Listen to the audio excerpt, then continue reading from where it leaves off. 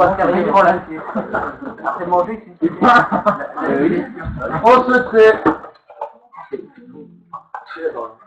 La première chose, donc la semaine prochaine, on va faire un TP2 de mécanique. On va commencer le cours de mécanique.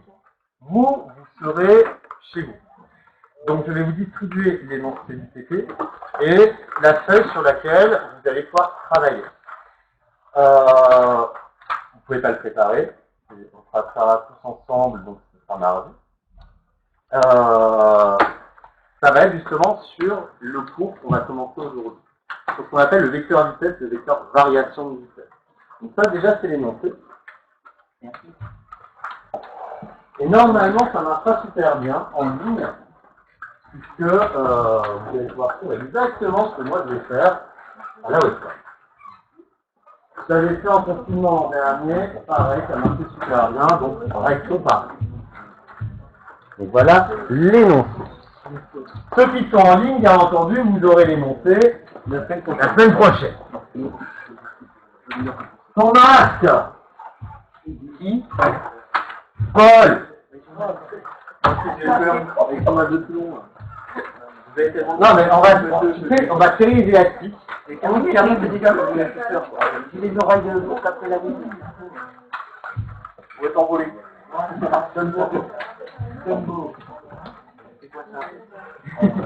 c'est une feuille, il y a des points. C'est de là. Il y a des points. C'est de l'arabe. Ouais, c'est ça pour le TP. C'est en fait la partie expérimentale que vous ne pourrez pas faire. Ah mais on l'a déjà fait.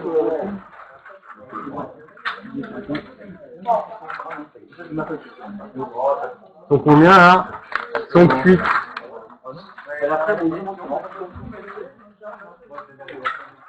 Donc là, on a. Et donc, on va commencer le cours de mécanique. C'est donc le chapitre 10, c'est le deuxième thème, les mouvements et les interactions. Donc chapitre 10.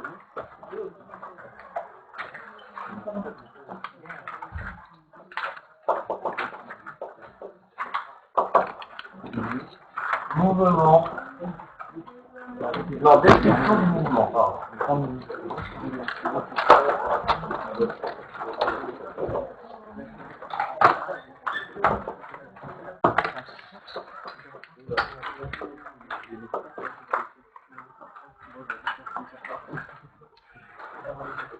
Alors, on va donc commencer ce que l'on appelle la mécanique. Donc la mécanique, ça va nous permettre de comprendre comment les objets bougent et pourquoi ils bougent en suivant telle ou telle direction et suivant tel mouvement. Donc la première chose à faire, c'est apprendre à décrire le mouvement d'un objet. En 1, on va regarder ce qu'on appelle le mouvement d'un système.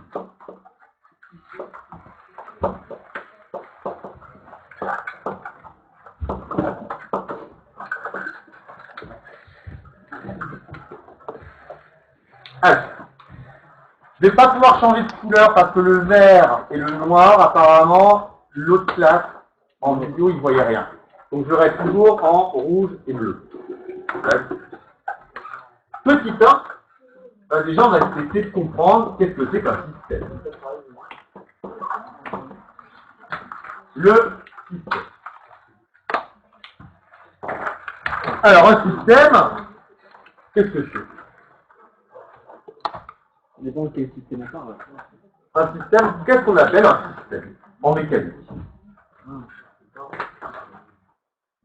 Normalement, vous avez vu ça au collège.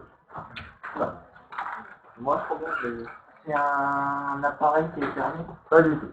Dans l'espace délimité? Non. Par exemple, je lance cet objet, j'étudie son mouvement. Bon. Mais le système, c'est la main. Ah non! C'est la terre qui a... Ah, c'est autre chose. Le système, c'est le mouvement qu'a fait le stylo, quoi. Non. C'est là. C'est compliqué la vie, hein. Si par exemple, je veux étudier le mouvement d'une voiture, c'est qui le système qu'on étudie? La voiture. Donc là, le stylo. Ah, c'est le stylo. Donc en fait, le système, c'est quoi? C'est un objet. C'est l'objet qui dit. Ah, c'est l'objet de nouvelle. Donc le système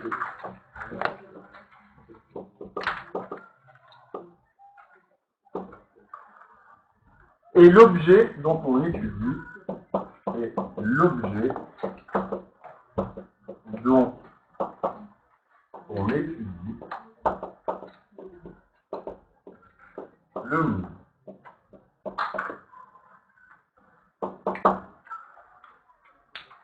Alors après, on va rentrer dans d'autres considérations. Je peux étudier un système, par exemple, je vais prendre un bateau. On est sur un bateau, on monte sur le plus haut mât du bateau, et puis en haut du mât, on lâche un ballon. Si vous êtes sur le bateau, que fait le ballon? Quand vous regardez le ballon vu en dessous, en bas du mât, Il a atterri sur le bateau. ouais, et donc quelle est la forme de la trajectoire? Vertical. Ça me gêne vertical. Rectiligne. Ça fait une ligne droite. On est d'accord? Maintenant, je ne suis plus l'observateur sur un bateau, je suis l'observateur depuis le port. Le bateau avance. Comment est la trajectoire du ballon? Courbe. Exactement. La diagonale. Alors, c'est pas exactement diagonale. En fait, voilà ce qu'on observe. Si par exemple, mon bateau, ça va être des points bleus, il avance régulièrement, donc à chaque point, il s'est écoulé le même intervalle de temps. On voit comment je vois mon bateau avancer. D'accord? À l'instant initial, mon ballon, il est là-haut, en haut du mât. Un instant un peu plus après, le bateau il a avancé et le ballon il est descendu. Donc il va être là. Ensuite, il va être là. Là, ensuite il va être là. D'accord? Qu'est-ce qu'on voit? La trajectoire du ballon, ça va être ça. C'est une courbe. Okay. Donc, il y a quelque chose quand même de particulier. Quand vous regardez le ballon depuis le fond du bateau, vous voyez une droite. Par contre, quand vous le regardez depuis le port, vous voyez une courbe qui n'est pas une droite. Qu'est-ce que ça signifie? Ah bah non. C'est-à-dire que le mouvement, il peut changer par rapport au point de vue. D'accord, c'est ça. Le mouvement, on dit qu'il est relatif par rapport à l'endroit où vous l'observez. Donc, ce qui est important, quand on décrit un mouvement, c'est de faire quoi? Une fois qu'on a décrit le système, préciser le point de vue. Exactement. Vous devez absolument préciser le point de vue. Et le point de vue s'appelle le référentiel référentiel. Donc, en deux, le référentiel.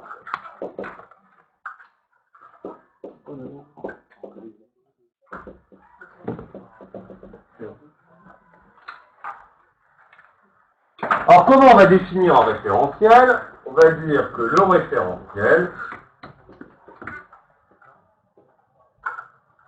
est l'objet de référence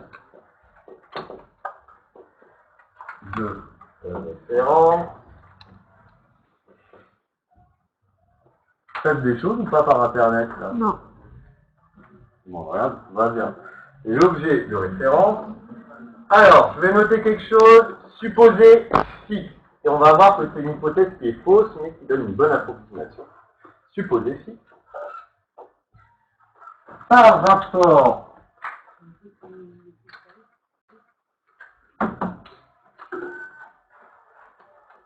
auquel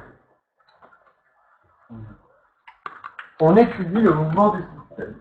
On étudie le mouvement du système.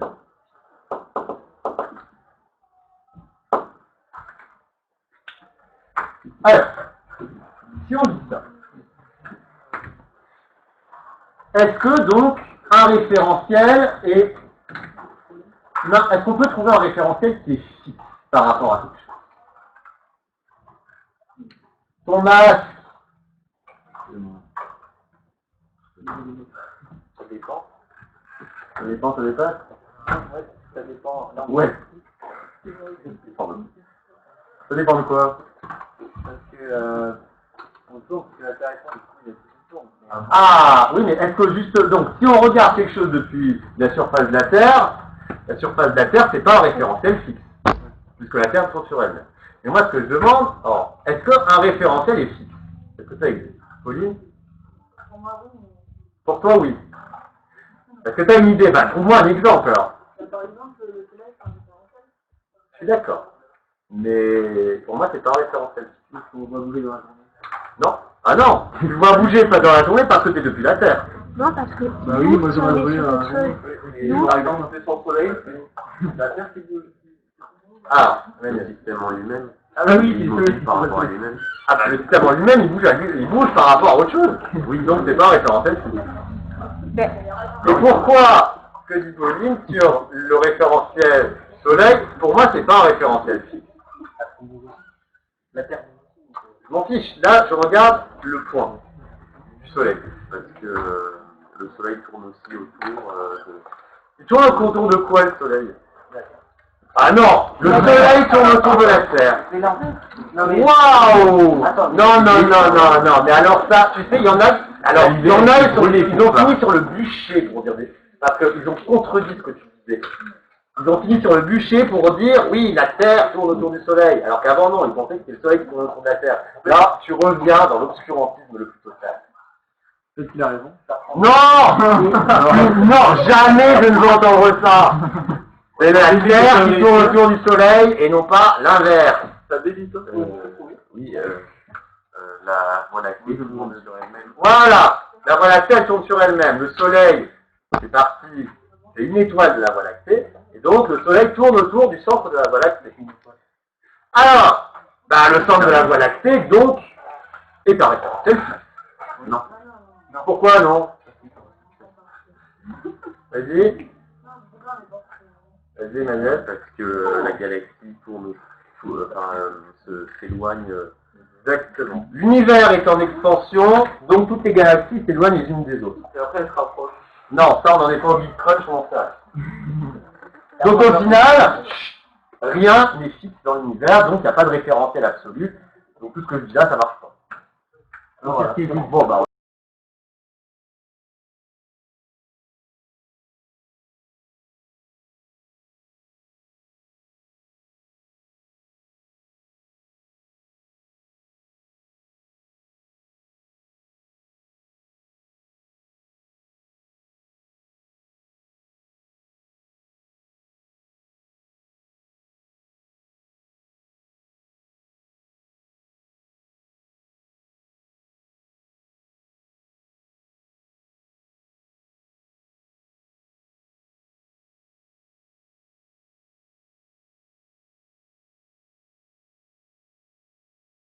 surface de la Ouais.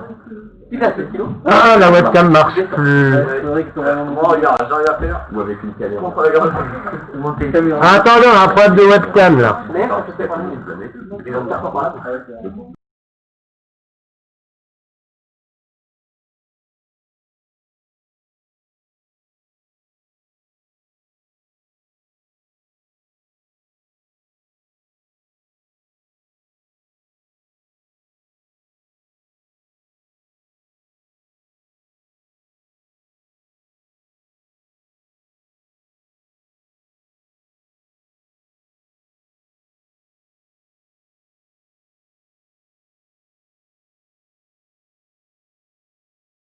Oui, on est de retour. On y retourne.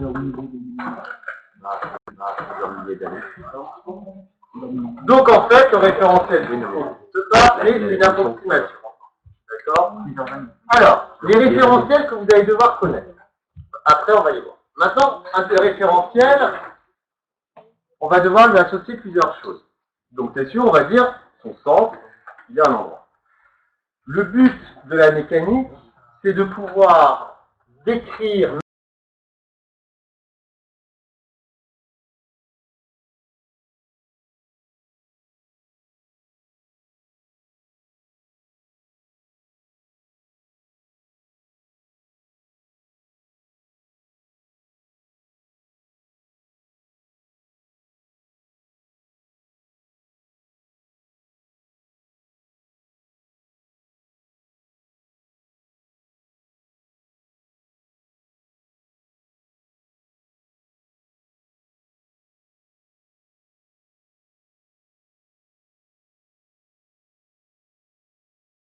23. Et pourquoi ça se déconnecte comme ça? En plus, j'ai une bonne, j'ai un bon réseau, j'ai un bon débit. Bon, on avance sur le coup. Alors, on lui associe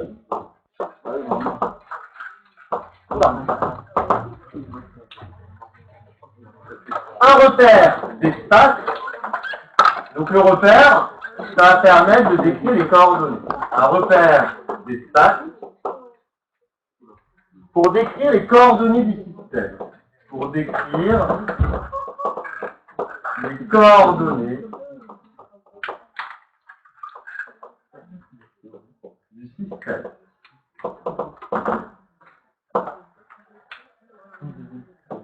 Alors, est-ce que des coordonnées à elles seules vont permettre de décrire le mouvement? On a besoin de quoi d'autre? Ça marche, ça marche. Bah oui, mais pour décrire le système, t'as besoin du système. Bah oui, Paul. Bah, ouh, fatigant. Mais oui, mais ton référentiel, il a un repère d'espace, et il a quoi d'autre? Vous regardez un coureur qui est en train de faire un 100 mètres. Ah, la vitesse, ça va être autre chose, parce que pour pouvoir mesurer une vitesse, il vous manque autre chose. La trajectoire, elle est décrite par le repère d'espace. C'est une masse. On peut décrire le mouvement de particules sans masse. C'est plus simple. Vous avez votre coureur de 100 mètres.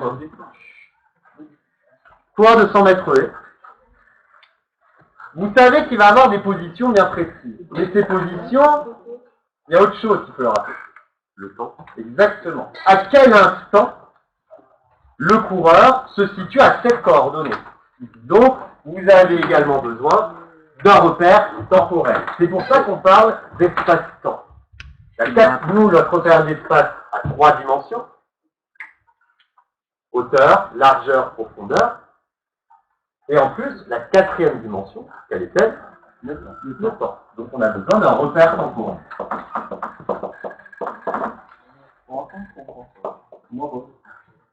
Le mot, ça m'étonne pas. Pour mesurer les instants correspondant aux positions du système. Correspondant aux positions du système. Ah, vous allez avoir 3 référentiels à connaître.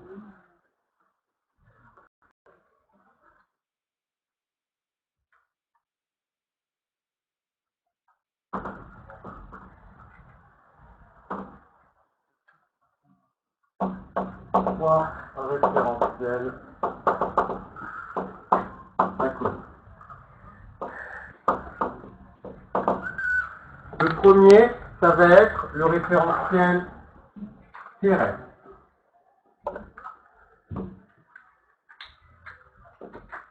Le deuxième, ça va être le référentiel géocentrique.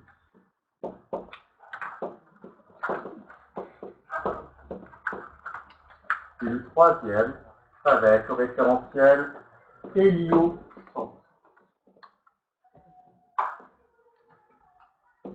Alors, c'est quoi la différence entre ces références? Le terrestre, c'est sur un planète. Exactement. Le centrique, c'est le vent, non? Voilà, non, pas du tout. Alors, pour la raison pour le premier, le référentiel terrestre, c'est par rapport à la surface de la Terre. Donc, c'est pour étudier des mouvements qui ont lieu à la surface de la Terre. Ah, attends, j'arrive. Après, je te donne la parole. Donc ça, c'est pour des mouvements. Un mouvement. Mouvement à la surface de la Terre. Ah, vas-y, fais-nous le géocentrique. La surface est sous la Terre. Sous la Terre. Ouais, t'as raison. Entre la Terre et nous. Non, sous la surface de la Terre. Non, moi, je Sous la Terre, c'est sous la surface, oui. Mais moi, je pense qu'il paraît que lui, parce que quand c'est centre, ça serait peut-être le centre de la Terre, donc on se rapprocherait du noyau. C'est ça. C'est à partir du centre de la Terre. Tout bêtement. Quels sont les systèmes qui sont intéressants à étudier depuis le centre de la Terre? Bah, en fait, le fait que les pays soient... Non. Je te parle, quel est le système que tu peux étudier depuis le centre de la Terre? rotation De quoi? de la Terre. Ouais, c'est vrai. Autre chose. Les pays... Ah, là, on n'est pas en géologie ou en SVT, là. On est en physique. Non, je vais t'en mettre deux, là. Je vais t'en mettre deux. Je sais pas, j'hésite entre... Non, je peux pas dire ça parce que c'est filmé, mais 2 heures de colle, oui. Monsieur, Oui. allez, les composants de la Terre. La Terre, avec la Lune. Non, alors, je suis désolé, nous sommes en physique, j'ai dit on fait pas de la géologie chez moi. L'attraction gravitationnelle. Alors là, on est trop compliqué, ça c'est après, on va faire ça en 3e chapitre. Quel est le mouvement d'un objet, quel objet peut-on étudier depuis le centre de la Terre? La rotation terrestre. Ouais, mais quoi d'autre? Un objet, c'est pas une rotation terrestre, ça veut rien dire. Ah non, le noyau de la Terre, on va pas l'étudier. De la lave. Mais arrêtez. Du magma. Mais on n'est pas en géologie, ton masque. Monsieur, la Lune. Merci. Depuis le centre de la Terre, on voit pas la Lune. Ah, comment ça? On est dans la Terre, on va voir la Lune. C'est une image. Imagine. Vous êtes à la surface de la Terre. Vous voulez étudier maintenant le mouvement du centre de la Lune. Comment est la, comment vous qualifiez la trajectoire de la Lune? Circulaire. Mais circulaire par rapport à quoi? Alors, c'est de là qu'il faut faire gaffe. Est-ce qu'on dit circulaire par rapport à la Terre ou par rapport au centre de la Terre? Par rapport à la surface de la Terre, c'est plus, presque plus rectiligne. Exactement. Tout à fait vrai. Donc, par rapport au centre de la Terre, la trajectoire de la Lune est circulaire. Oui. Par contre, si vous la regardez depuis la surface de la Terre, vous n'allez pas avoir un point. Vous allez voir quelque chose de rectiligne. Enfin, c'est pas rectiligne, on va dire approximativement sur un espace. Donc, le référentiel géocentrique est adapté pour étudier le mouvement de la Lune parce que l'équation de cercle, mathématiquement, super facile à faire.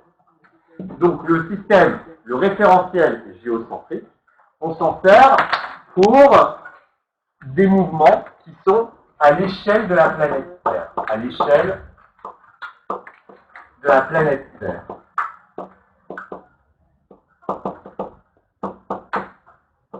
Alors, par exemple, maintenant, si je voulais étudier le mouvement de Titan. C'est quoi? Titan, je crois que c'est un satellite de... Je sais plus si c'est Jupiter ou Saturne. Jupiter. Ouais, je crois que c'est Jupiter. Bon, bref, un satellite de Jupiter. Dans quel référentiel allez-vous l'étudier? Par rapport au noyau de Jupiter. Au centre. Ouais, mais alors comment il s'appelle ce référentiel? Bah... Non, ça va pas. Ah non, héliocentrique, c'est encore autre chose. Comment on appelait le référentiel du centre de la Terre? Non! Du centre de la Terre, géocentrique. Géo, c'est pour quoi? La Terre.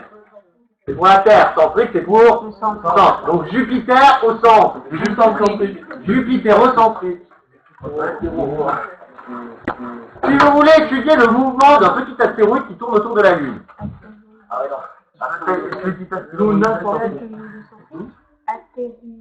Ah non, depuis, c'est l'astéroïde qui tourne autour de la Lune. Lunocentrique. Etc., etc. Donc d'après vous, héliocentrique, c'est quoi? La Lune, le Soleil et tout. La Lune, le Soleil, tout, ça peut pas être tout. Dans l'espace. Non. Ah oui, mais non. La Lune. Le centre du Soleil. Ouais. Hélios, dieu romain du Soleil. C'est grâce à ça que t'as vu, Manu? Non, c'est parce que c'est les choses. Lui. Et le dieu du vent, comment il s'appelle? Éole. Ah merde. Ah, j'ai oublié de avec ça. T'as dit quoi? Ah non, acacade. D'accord. Alors, le système, le référentiel est le centrique, donc il va me permettre d'étudier depuis le centre du Soleil, il va servir à étudier quel type de mouvement. Alors, bah oui, des mouvements... Le mouvement des planètes dans le système solaire. Exactement. Donc, ça va être des mouvements qui sont à l'échelle du système solaire.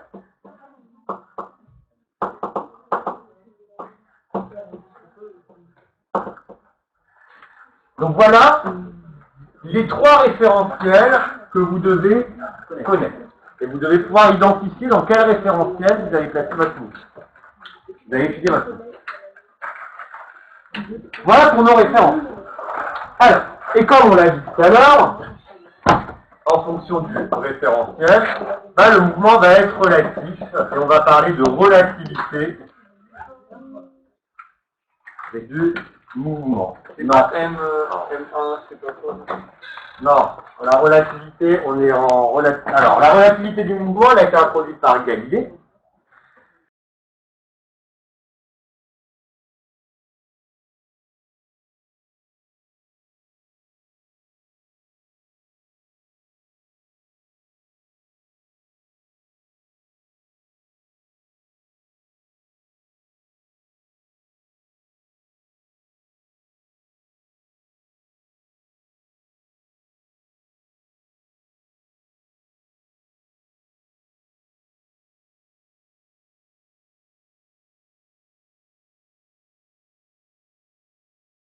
Relativité.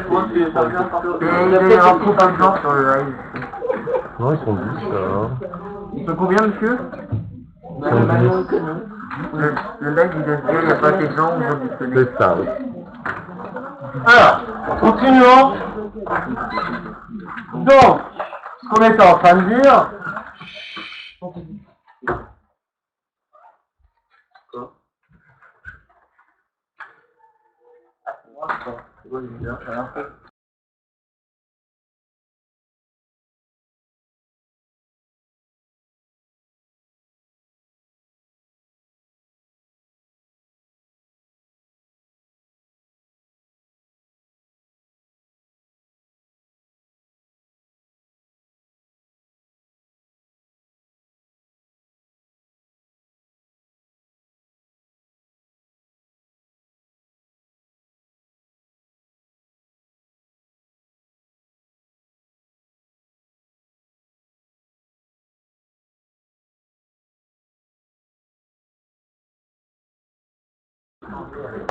Ah, la caméra ne veut pas se connecter. Alors,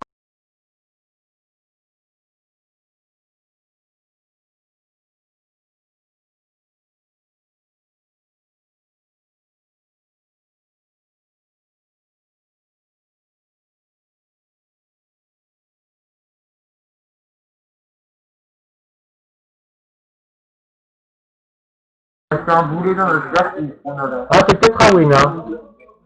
Parce qu'elle a une connexion. Non, ouais, Oui, ça mais va. il y en a plusieurs qui sont en rouge. Ornella est en rouge. Sarah elle est en rouge. Moi, je suis en multicolore, du coup. Et toi, Moi, t'es c'est en rouge. une très bonne connexion, moi, je suis Voilà. on se fait.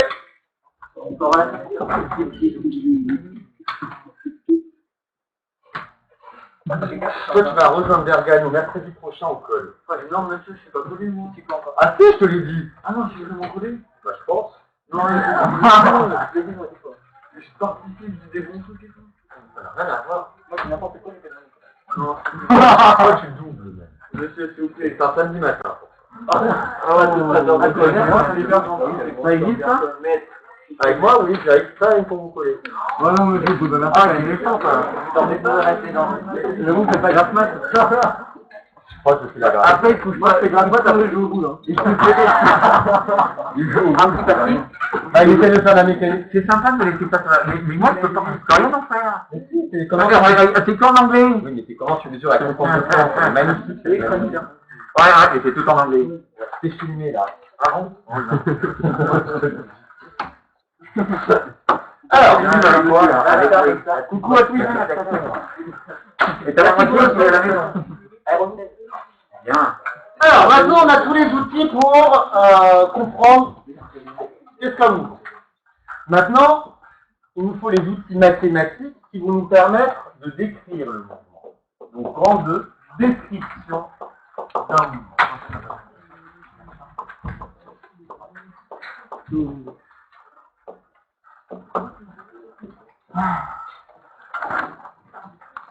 Alors, on va essayer déjà de comprendre qu'est-ce qui va pouvoir caractériser un mouvement. Un mouvement est caractérisé par deux choses.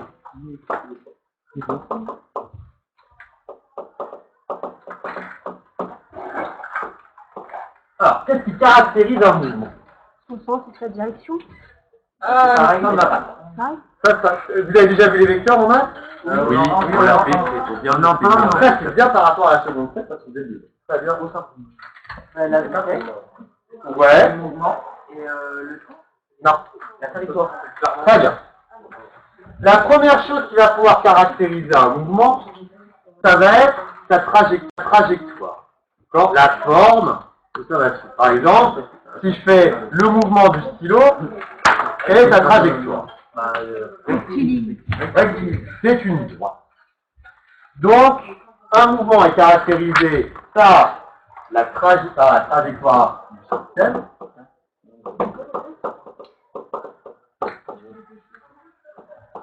Mais est-ce que ça suffit? Non. Et donc, il y a autre chose. 3D. Ça veut rien dire, son sens. Il manque quelque chose. Mais c'est vrai que son sens, ça va être dedans. Ça. Il peut y avoir un truc, par exemple, son adhérence. Non. Ouais, mais ça va avoir une influence justement sur le mouvement. Alors, sa vitesse, je suis d'accord. C'est le terme juste vitesse qui me gêne. Son temps qui part. Non. Imaginons, vous avez deux voitures. Voiture bleue, voiture rouge, elles roulent à la même vitesse. Toutes les deux ont la même trajectoire, ont le même mouvement, parce qu'elles évoluent à la même vitesse. Maintenant, j'ai les deux voitures, mais une va plus vite que l'autre. Est-ce que vous êtes d'accord qu'elles n'ont pas le même mouvement? Oh! Est-ce qu'elles ont la même trajectoire? Oui. Oui, elles ont toutes les deux la même trajectoire. Mais pourtant, elles n'ont pas le même mouvement. Qu'est-ce qui différencie ces deux mouvements? Alors, quand elle dit Paul, c'est la vitesse, mais c'est pas exactement ça. Non, la célérité. L'accélération. L'accélération, alors j'ai pas encore le droit de vous parler d'accélération. On peut parler d'évolution de vitesse. La vitesse n'évolue pas de la même façon pour le stylo bleu que le stylo rouge. D'accord? Donc il va falloir qu'on étudie non seulement la trajectoire du système, mais aussi l'évolution de cette vitesse. Est-ce que c'est l'évolution de la vitesse qui compte delta V? Oui. Donc, on va pas parler de l'évolution. Alors, c'est pas la vitesse en elle-même, c'est l'évolution du vecteur vitesse. Et c'est là, ça va devenir un petit peu plus compliqué. Du vecteur vitesse. Le long de cette trajectoire. Alors, pourquoi la vitesse, en fait, c'est un vecteur de cette trajectoire? Parce qu'un vecteur, ça n'a pas forcément de position, et que la vitesse, il n'y a pas vraiment de position dans... Non, ça ne va pas. Un vecteur, ça rejoint un point à un autre. Tu réponds pas à ma question. Pourquoi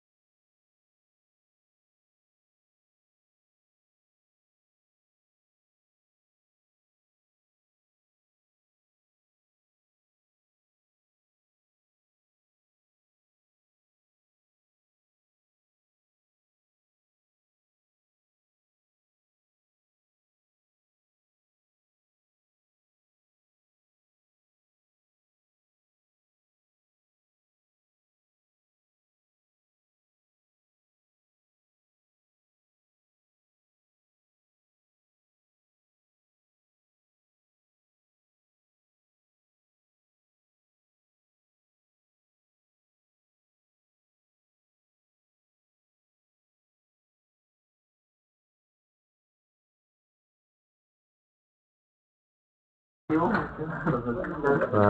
on y reprend. Alors, je disais quoi? On était en train de parler... Pourquoi le... Ah ouais, je disais pourquoi la vitesse est un vecteur. Parce que la vitesse, bien entendu, elle a une valeur, mais aussi, elle vous indique la direction dans laquelle va se déplacer l'objet. Oui ou non? Oui. Donc, la vitesse vous donne non seulement une indication sur en une seconde de combien j'ai bougé. Si je bouge à 3 mètres par seconde, ça veut dire que j'ai bougé en une seconde 3 mètres. Mais en plus, ça va vous dire, je me suis...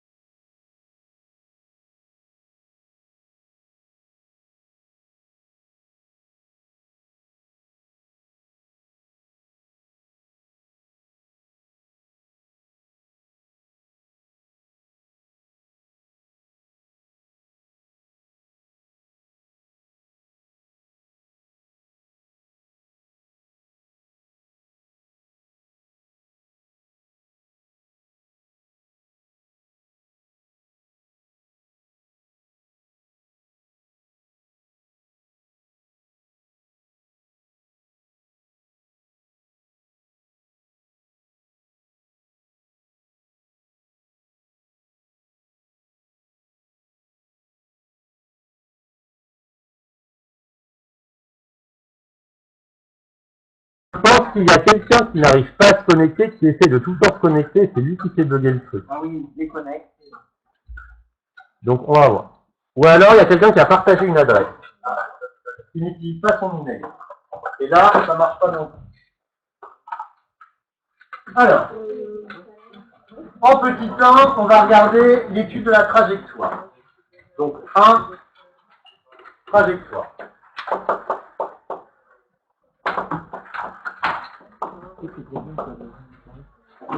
Donc la trajectoire, qu'est-ce que c'est? C'est une courbe. La trajectoire est correspond à la courbe,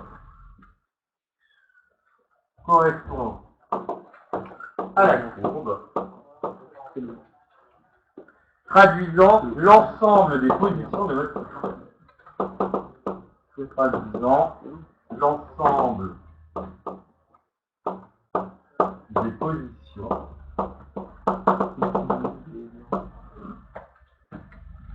successives occupées par le système au cours du niveau. Donc en fait, c'est une équation qui va vous donner, si on est en 2 dimensions, c'est en général le cas, hein, y en fonction de x, par exemple. Par exemple, si la trajectoire est une droite, quelle est l'équation d'une droite? A. AX, c'est une droite qui passe par l'origine. Donc si ça passe par l'origine du repère, y égale à x. Une droite en général, c'est y égale à x plus b. D'accord? Après, il y a d'autres courbes. Donc si vous trouvez cette équation de trajectoire, ça veut dire que votre mouvement est rectiligne. Maintenant, il y a d'autres. Hein. L'équation d'un cercle, c'est x carré plus y carré est égal à r carré. L'équation d'une parabole, c'est x carré plus bx plus c. Bref, il y a plein d'équations. Donc, on va rester sur des trucs simples. Ah oui. Parce que vous n'avez pas encore beaucoup d'outils mathématiques dans votre poche. Mais le but, c'est d'écrire la trajectoire. Et vous devez distinguer 3 trajectoires différentes. La trajectoire rectiligne, la trajectoire circulaire et la trajectoire curviligne. En fait, curviligne, on peut mettre un peu tout à l'intérieur. Donc, si votre trajectoire est une droite, Ça veut dire que les points sont situés sur une droite. Si votre trajectoire est circulaire, ça veut dire que tous les points que vous allez repérer sont situés sur un cercle. Et si c'est curviligne, C'est des magnets. non, c'est n'importe quoi. Oui, voilà. C'est de- Des deux autres. Des magnets. Donc c'est dans n'importe où. Bien du poste. Pas fou quoi. Ah, à cause de toi, ça me fait faire plein de points en plus, je te déteste. Ah, on a tout. Allez.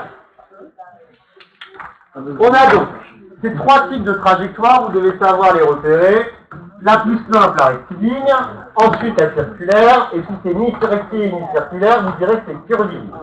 Alors, on a d'autres, il y a la parabolique, il y a l'hélicoïdale, il y a la cycloïdale, il y a plein de trucs un peu particuliers, mais vous êtes en seconde, donc je vais être gentil, je ne vais pas vous demander tout. Alors, on a vu notre trajectoire. Il nous reste à voir le vecteur. Et c'est ça qui va être le plus important au niveau de seconde, parce que tout ce qu'on a vu avant, vous étiez à peu près censé avoir vu au collège. Au collège, on a vu les... Je m'en fiche, pour moi, tu l'as vu, c'est tout. Alors, on va prendre un petit exemple. Je vais prendre des points. Alors, A, ça veut dire A, c'est le point qui représente mon système à un instant donné.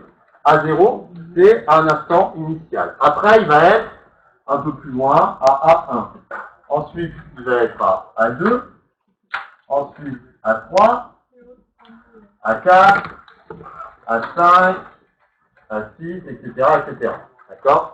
Donc, la forme de ma trajectoire, ici, elle est curviligne. Curviligne, j'ai un truc qui fait ça.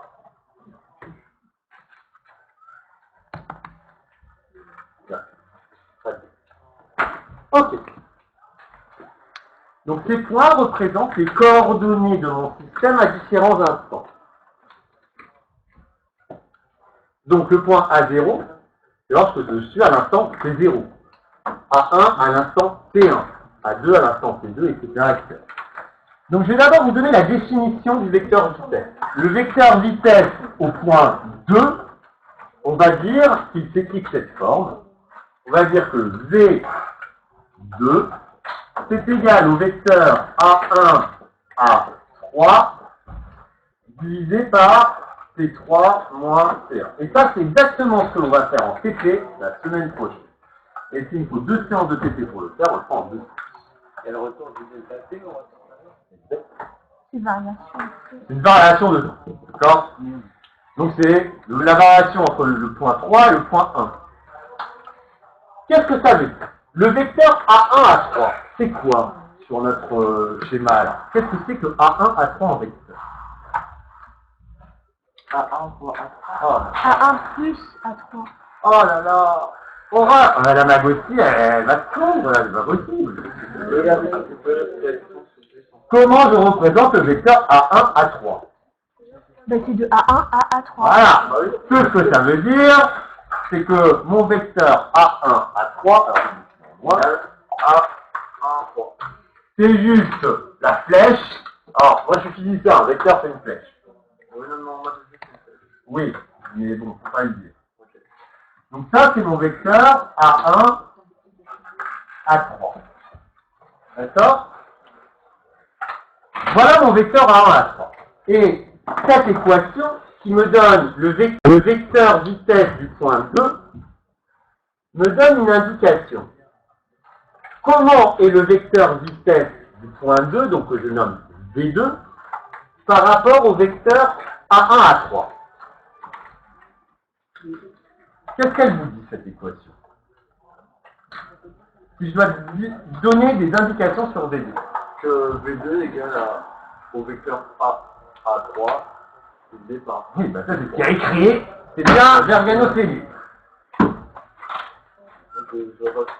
Ben justement, le but, et ça votre difficulté pour le moment, c'est que lorsque vous avez une équation mathématique, vous ne savez pas lui donner une interprétation physique, une interprétation réelle des choses.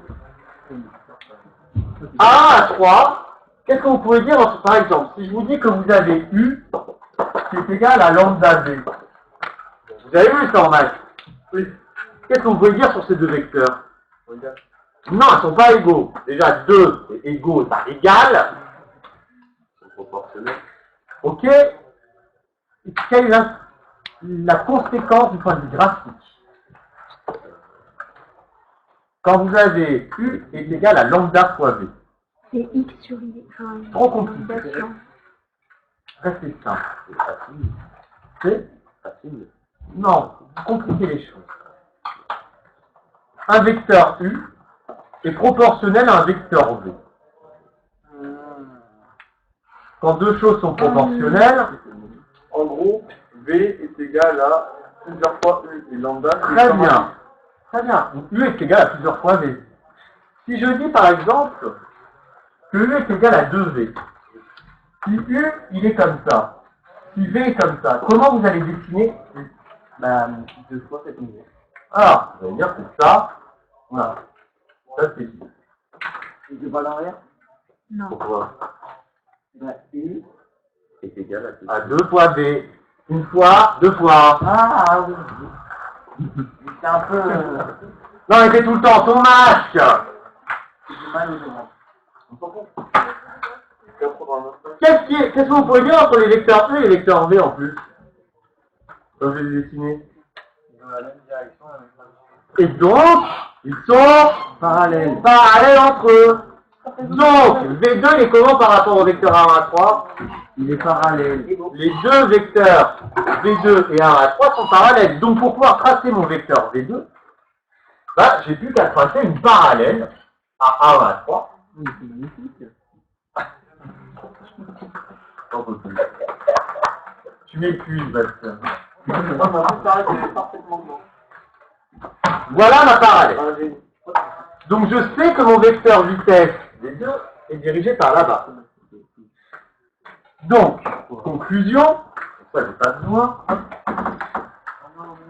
Ce qu'on peut dire, c'est que la direction du vecteur V2, elle est parallèle, ce vecteur est parallèle à la droite A1, A3. Ensuite, un vecteur a un sens. Quel est le sens de ce vecteur V2? Il va de où vers où? Ouais, il est dirigé de A1 vers A3. Ça, c'est le sens de la flèche. Et enfin, un vecteur qui est caractérisé par quoi en plus? Vous avez entendu? Quelle est la troisième caractéristique d'un vecteur? Donc vous avez cette direction, son sort, sa longueur. En maths, on appelle ça comment? La norme. Ah oui, ça. Norme. La norme. Alors, la norme, bah, ça représente quoi? Par exemple, si je vais la direction sud-est à 90 km/h. La direction et le sens est sud vers le sud-est. Ouais. La norme, c'est 90 km/h. 90 km/h. C'est le nombre caractérise le vecteur. D'accord? Le nombre, alors comment on caractérise une norme? On dit, en maths, on note double barre, V2. En physique, on simplifie un petit peu. Ah, mais il y avait ça en cours. On dit juste V2. Mais on enlève la flèche. Et ça, c'est ultra important en physique. C'est ce qu'on appelle V2 avec une flèche, c'est un vecteur. V2 sans flèche, c'est un scalaire. Un scalaire, c'est ce qu'on appelle un nombre. Tout bêtement. Et donc, pour calculer ce nombre, vous allez juste dire bah, que ça va être la longueur du vecteur A1 à 3, donc la norme du vecteur A1 à 3, divisé par C3 moins C1. Donc, vous allez mesurer la longueur de ce truc, vous divisez par C3 moins C1, et vous obtiendrez la valeur de V2. Comment on a les valeurs de ces trois et Bah, ça, en général, c'est super facile. Parce que quand on fait des images de chronophotographie comme je vous ai distribué en plus pour le TT de la semaine prochaine, c'est un intervalle de temps régulier. Donc entre chaque fois, il s'écoule toujours le même temps, la même durée. Et c'est ça qui va jouer pour calculer vos vecteurs vitesse. Et donc en fait, vous aurez la valeur de votre vecteur vitesse, donc vous aurez sa longueur.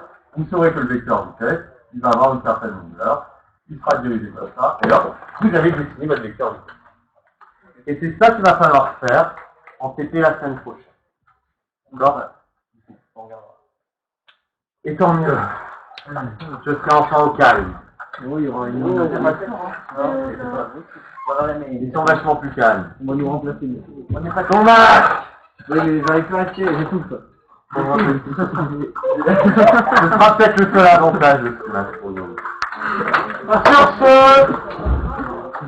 à la semaine prochaine. Monsieur Secours était exceptionnel. Eh ben, c'est pas grâce à toi, hein. Non, grâce à vous.